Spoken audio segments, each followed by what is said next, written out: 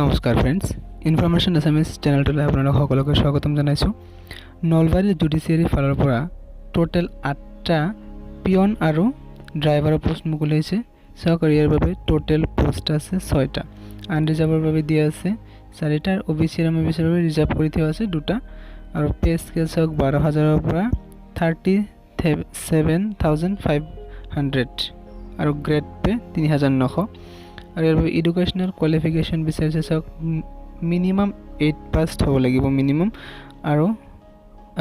যি সকলে এইচএস অৰ্থাৎ হায়াৰ সেকেন্ডাৰী পাস কৰিছে মেট্ৰিক পাস কৰিছে সকলে ইয়াৰ বাবে এপ্লাই কৰিব পাৰিব আৰু বয়সৰ সীমা 18 বছৰতকৈ ওপৰত আৰু 38 বছৰতকৈ তলত হ'ব লাগিব এজ ৰিলেক্সেশন দিব বুলি কৈছে নিয়মতে ইয়াতে আৰু সক যেটো আছে সেকেন্ড পোষ্ট আছে ইয়াত ড্ৰাইভাৰৰ পোষ্ট আছে আৰু ইয়াতে টোটাল পোষ্ট আছে এটা আছে ইয়াত আনৰিজাৰ্ভৰ বাবে এটো হয় কোনো ৰিজাৰ্ভ ক্যাটাগৰীৰ বাবে দিয়া নাই এটো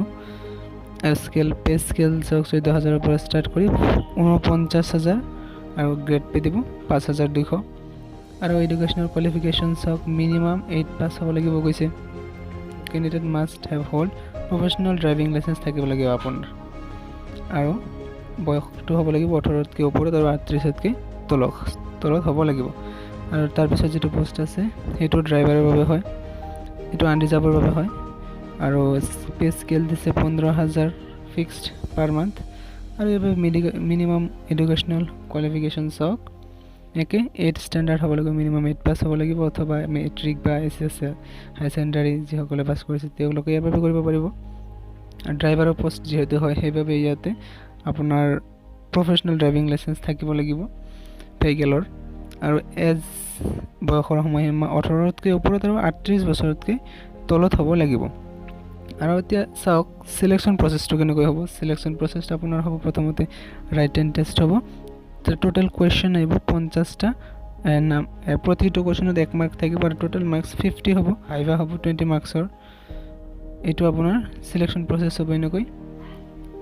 তাৰ পিছত পিয়নৰ যেটো সিলেবাস আছে অসমীয়া আহিব 10 mark general English 10 mark general mathematics আহিব 10 মাৰ্ক জেনাৰেল নলেজ 10 ৰিজনিংৰ 10 আহিব আৰু ড্ৰাইভাৰৰ পোষ্টৰ বাবে যেটো আছে স্ক্ৰিনিং ড্ৰাইভিং টেষ্ট আপোনাৰ 20 মাৰ্কসৰ হ'ব তাৰ পিছত আপোনাৰ ভাইভা হ'ব 20 মাৰ্কসৰ আৰু ইয়াৰ বাবে আপোনালোকে এপ্লাই কৰোতে এপ্লিকেশন ফৰ্ম ডাউনলোড কৰিব লাগিব তাৰ পিছত এপ্লিকেশন ফৰ্ম ডাউনলোড কৰি সেইখন ফিল আপ কৰি আপোনালোকে এইটো যেটো ইমেইল এড্ৰেছ দি আছে ৰিকুৱাৰমেন্ট dsj.nolbari@gmail.com ইয়ালৈকে পঠাই দিব লাগিব আৰু আপোনাৰ যেটো আছে সম্পূৰ্ণ এপ্লিকেশন ৰাইটেন ইন ক্যাপিটেল ব্লক লেটাৰত লিখিব লাগিব আৰু সেলফ টেষ্ট হ'ব লাগিব সকলো ডকুমেন্ট আৰু ইয়াৰ বাবে লাষ্ট ডেট দিছে চাওক 30 জুন আবেলি 5 বজাৰ আগতে ইয়াৰ বাবে এপ্লাই কৰিব লাগিব গতিকে মই এপ্লিকেশন ফৰ্মখন ডেসক্ৰিপচনত আপোনালোকে পাই যাব তাৰ পৰা ডাউনলোড কৰি যদি ইন্টাৰেষ্টেড হয় ইয়াৰ বাবে এপ্লাই কৰিব গতিকে এইখিনি আছিল ভিডিওটো যদি ভাল লাগিছে লাইক কৰিব চেনেলটো এতিয়া সাবস্ক্ৰাইব কৰা থাকিলে সাবস্ক্ৰাইব কৰিব ধন্যবাদ।